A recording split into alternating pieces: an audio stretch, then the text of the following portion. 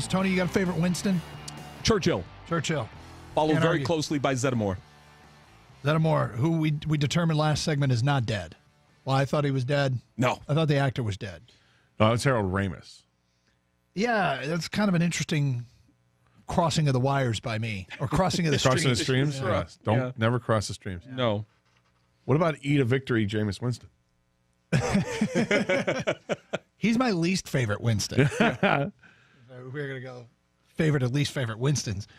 248-539-9797. Obviously, the big story of the day is a continuing search for a Detroit Lions head coach. Michigan State plays Maryland tonight. Good game. I think it could be a challenge. It's hard to know with Maryland because Maryland is 13-3, and pretty much any name school they've played, they've lost to. But Anthony Cowan, the point guard, he can really, really stroke it. Very good shooter. And Kevin Huerter's a good player, but I just don't see the depth and the overall talent that Maryland can go in there and beat them. Well, Michigan State, I think, is the best team in the country. They just have a complete team. They've got incredible size. When they want to go big, they can go big. They've got sharpshooters on the outside, and if they want to feed beasts like Miles Bridges and Nick Ward, they can. This is the most complete team I've ever seen them have. They got a ton of depth. 248-539-9797. Let's get back to your open line calls. We go to Dave in Clinton Township. You're next. Hi, Dave. Hey, fellas, what's going on? How you doing, Dave? So first off, before I get to my coaching choice, my favorite Winston is the Winston Cup. Oh, the old school NASCAR trophy, There you go. huh? All right. Yep. So, and I'm going to go a little bit Brian Billick. He can coach offense and defense. He's coached some of the best offenses. He's coached probably the best defense of my lifetime. Well, second best compared to the Bears. Again, I mean, I hate to be a broken record with this, but I worry about guys that have been out of the game for so long. Has he been out of the game for a while? A Who was the decade. guy? Who was the guy that I can't remember his name? I should. He coached in 2007. Philadelphia. The crier that Dick Vermeil. Rams brought out of mothballs to win a Super Bowl. Dick Vermeil. Yes. Yep.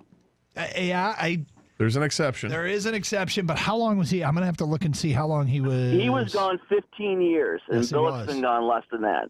Yeah. Yeah, Billick's been gone for it'll be 11 years. He's last coached in 2007. Plus, he's been around the game more. Vermeil wasn't even around the game. Billick's been in, the Vermeil booth was and in around the game. studio. He was a Vermeil broadcaster. was a broadcaster too. Yeah. Okay. But Dave, I just think he'd be a good coach. I always liked him when he was with even as the O coordinator in Minnesota, and before he went to coach Baltimore. if you were to get one of the fossils, Billick, Cowher, or Gruden, which one of those three do you think would have the most success in the NFL today? Wow. I know who I think it's going to be.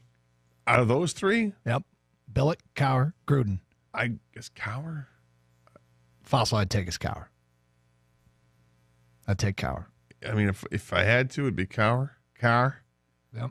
But I think Billick maybe the least. And I don't know why I have Gruden second, just because I think it's because I like Gruden.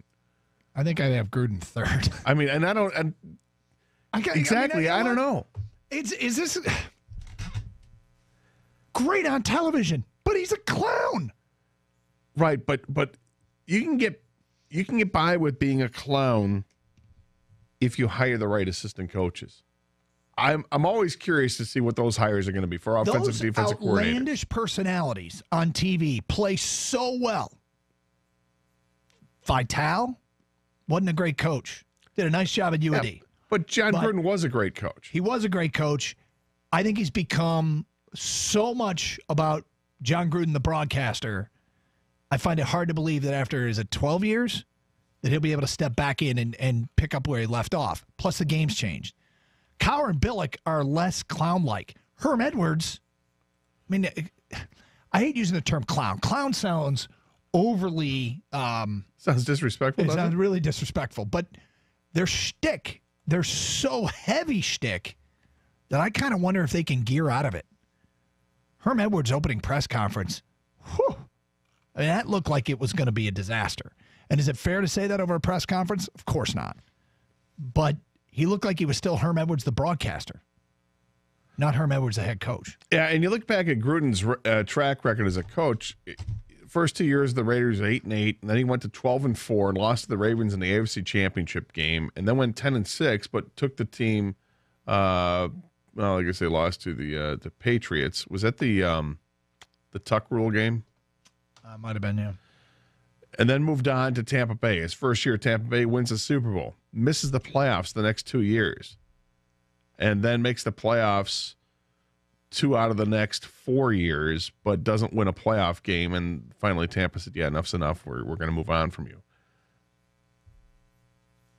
And he hasn't coached since 2008.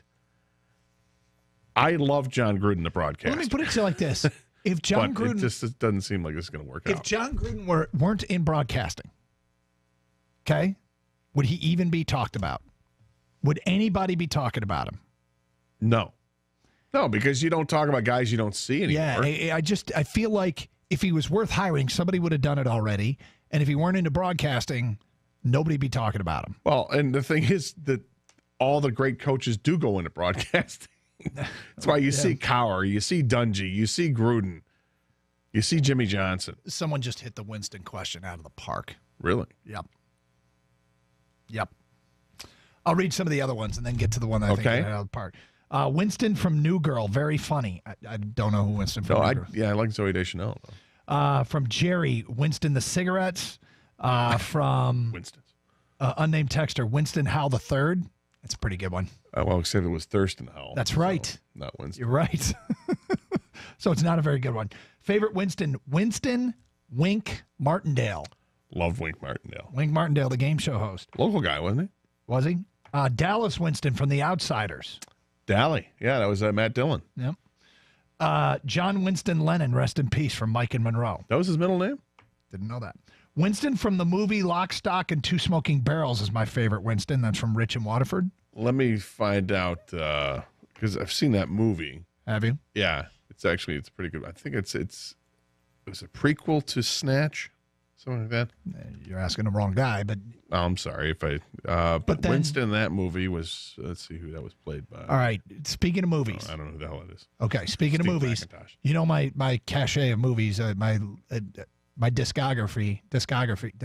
But I haven't seen a lot of movies. Filmography? Yeah. I haven't seen a lot of movies. No. But what movies have I seen? You've seen all the Bond movies. Yep. Well, not the modern ones. Well, sorry. Right. Yep. I know. Those things are sitting on the desk in my office. Doug has my DVDs, and I gave him 3 of the 4. I just don't have the most recent one. Spectre. You Big Trouble, Little China. Mm-hmm. And do you want me to give you the movie and you'll come up with a Winston right away? Sure. Pulp Fiction. Wolf. Winston Wolf. The Wolf. I mean, that's the winner, right? That's all you had to say. Is it The Wolf or Mr. Wolf? It was The Wolf, wasn't it? It was Winston Wolf, though. Winston Wolf from Pulp Fiction, the baddest Winston. Churchill's better, but he's close second. Winston Wolf. 248-539-9797. Ticket text 97136. Harvey Keitel, for those that don't remember who he... Let's go to Paul in Chesterfield. You're next. Hi, Paul. Doug Gator, what's up? How you doing, sir? Hey, you forgot to mention one guy, your fossils. Yeah, you got another fossil for us? I most certainly do, and he'd probably work out real well here if you ever decided to come out of retirement, and that's Tony Dungy. Ooh. Yeah, that's a good call. The TV fossils, Billick, Dungy, Gruden, Cowher. You're right. Dungy goes to the top of the list. Dungy, Cowher, Billick, Gruden, in that order for me. Yep, because I think, and he not only played the game, but the guy is he's very astute, okay? And Give Dungy ahead of Cowher. Yep. Absolutely. Thanks, guys. See ya. Thank you. No, that's a good one. Yeah, he was the Wolf in the movie. I believe his name was Winston Wolf, but they call him the Wolf. Yes. Dungy's been out of the game since 2008. These guys are all They're They're all from like the same era. They all went to TV, and their names do come up. I can't believe you forgot about Dungy. But if I were going to go to TV fossil to coach the Lions, I'd go Dungy. Which TV fossil would you choose? I'd go Still Cowher. Yeah. Gang, which TV fossil would you choose? Cowher. All right. 248-539-9797. What the hell was that? Yeah, that wasn't a That very was like good Arnold Schwarzenegger doing a chopper, the kawa. car. What was that? I got a slight cough, man. All right. Tickle my Okay, throat. fair enough. Sorry, bro. Caught me off guard. 248-539-9797. Coming up today at 12:30. This is now number one in its category in America. The question is, why? Plus, Gator, later in the show, we got something very, very special.